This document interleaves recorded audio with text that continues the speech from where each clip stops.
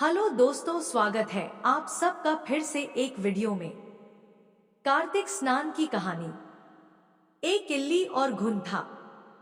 इल्ली बोली, आओ घुन कार्तिक स्नान करे। घुन बोला, तू ही कार्तिक स्नान कर ले, मैं तो नहीं करूंगा।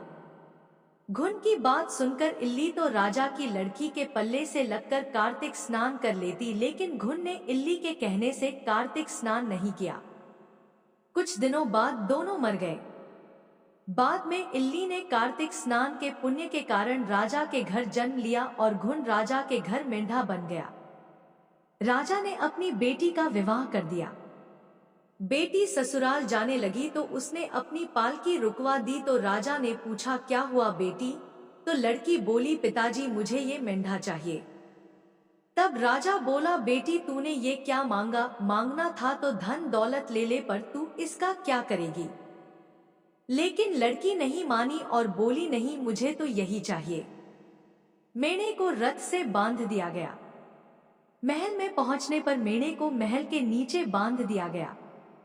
जब लड़की नीचे उतरती तो मेढ़ा कहता, मुझे पानी पिला दे। तब लड़की ने कहा, मैंने पहले ही कहा था कार्तिक स्नान कर ले, पर तब तूने कहा था मैं तो बाजरा खाऊंगा और ठंडा ठंडा पानी पीऊंगा। लड़की और मेढ़े को बात करते हुए उसकी देवरानी जेठानी सुन लेती है। वह दोनों अपने देवर के पास गई और बोली कि ये तुम किस जादूगरनी को ब्याह कर लाए हो? यह तो जानवरों से बात करती है। अपनी भाभियों की बात सुनकर लड़का बोला कि मैं जब अपने कानों से सुनूंगा और आंखों से देखूंगा तब ही मानूंगा।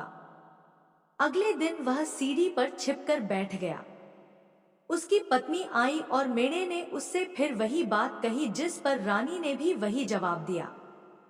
यह सब देख वह राजकुमार तलवार निकालकर सामने आया और बोला कि तुम जानवरों से कैसे बात कर सकती हो? बताओ कि तुम कौन हो? उसकी पत्नी ने उससे बहुत कहा कि औरत का भेद नहीं खोलना चाहिए, लेकिन वह नहीं माना और बोला, मुझे सब जानना है।